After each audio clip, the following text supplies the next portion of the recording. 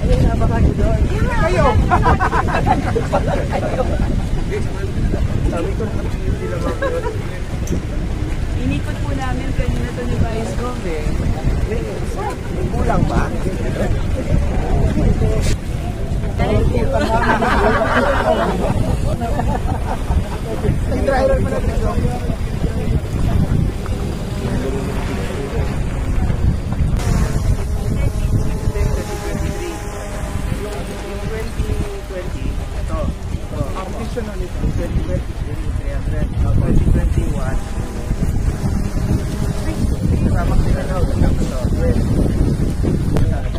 Kita nyo pag nagsama-sama ang provincial government, panahon pa ni Governor tapos ngayon sa panahon naman po ni Governor Nina, noong unang panahon sa dati pang mga konsyal, kapitan, now mayor and vice mayor, panahon pa po ni Mayor Zorig. Umpisahan po ito at tulong-tulong lang tayo ngayon sa panahon naman ni Mayor Alan, panahon ni Vice Mayor Ian. Of course, sa tulong na napakalaking tulong po ng probinsya. Pag nagsama-sama po ang governor, ang mayor, ang vice mayor, ang kapitan, wala pong imposible. Nandito po ako para tumulong po sa mga kababayan natin sa Taytay, matulong sa mga proyekto tulad nito, mga sports complex, makatulong sa mga super health center na mailapit natin yung serbisyo medical sa ating mga kababayan. Marami kayong malasakit center dito po sa Rizal, meron kayong 3, pang-4 nga po sa Cainta. Makikita nyo po pag nagtulong-tulong yung gobyerno mula sa national, kami bilang mambabatas in my own small capacity, tulong po ako sa Taytay. Ako po ay nandito para tumulong at makapag-iwan ng konting kasiyahan po sa ating mga kababayan. Nawawala po ang aking pagod. Of course, sa ating Vice Governor San Juan, noon pa, very supportive din po kung anong ikakaunlad ng ating probinsya. Ganda no, sports complex, super health center, sakit center. Salamat.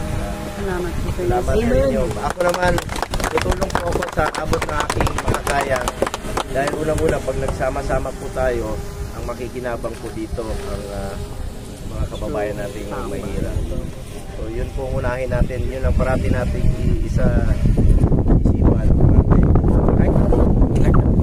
Kahit anong programa, basta isipin natin yung mga kababayan natin mahirap, dapat ang kinabang.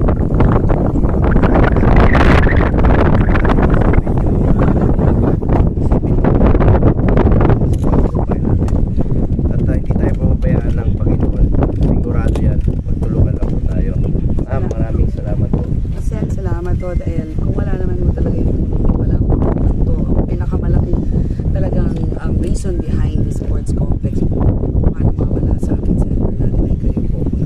Kami tinulungan dito, wala po ng sports complex. Lahat talaga. Tulungan lang tayo paano mapaganda po ito. Papakinabangan to hindi lang po ng mga taga Taytay kundi kung probinsya po ng Rizal. Ito naman natin na napakalawak po ng probinsya ng Rizal, lalayo po ng lugar dito, halos boundary na po ito ng Quezon. Opo, Laguna at Quezon. Quezon. Salamat po sa inyo lahat, sa mga kababayan natin dito sa Taytay. Vice Governor San Juan, salamat po. Mayor Alan, salamat. Ma'am, salamat. Salamat po. Ma'am, maraming salamat po sa inyo. Inyo po ito. Lahat po ito ay effort ng ating mga opisyalis po na narito. Sila po ang nagsumikap dito. Naging instrumento lang po ako, tumulong lang po ako dito noon. Kahit paano sabi ko, kamot ang bago hindi mo umpisahan. Importante na umpisahan. At ang ating dapat na gawin ngayon is magtulong-tulong ang provincial government, national government, municipal government para matapos ito. Congratulations po sa mga kababayan natin dito po sa Taytay. Sa ating po mga kababayan sa bayan ng Taytay, gusto po natin na personal na magpasalamat sa atin pong magaling na Senator Bongo na kung di po dahil sa kanya, paulit-ulit naman natin sinasabi, no, ang sports complex na dating basurahan, ngayon may silbi na po sa bayan ng Taytay dahil po ito sa tulong ng ating pong dating Pangulong Duterte at ating magaling na Senator Bongo. Kaya ang ating pong Sangguniang Bayan, kasama pong ating mga konsehal, ay meron pong pinipresent ng plaque of appreciation at resolution para po sa atin pong Senator Bongo at ang ating pong dating Pangulong Rodrigo Roa Duterte. A resolution expressing profound gratitude to Senator Christopher Lawrence Bongo and to former President Rodrigo Roa Duterte for the construction of the Taytay Sports Complex, co-sponsored by all members of the Sangguniang Bayan, whereas the municipality of Taytay Rizal is fortunate that the request made to Senator Christopher Lawrence Bongo and former President Rodrigo Roa Duterte for the construction of the Taytay Sports Complex was granted and acted upon favorably. Whereas through their kindness and magnanimity, the place was once considered and treated as a dump site in the municipality was transformed and is now emerging as the venue for sports and a destination for sports enthusiasts not only in Taytay but also in the nearby towns of Rizal.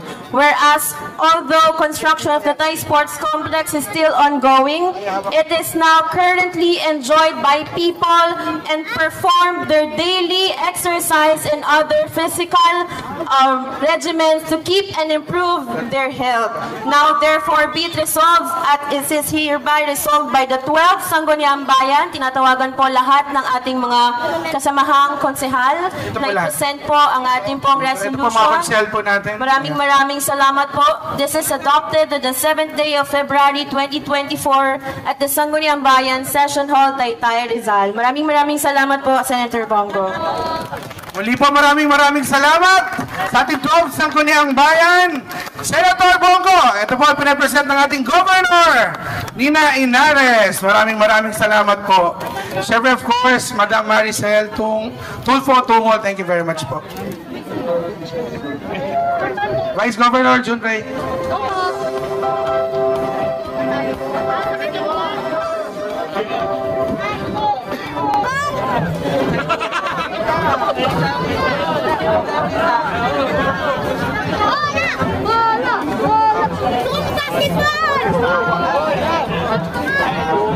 Muli po ating mga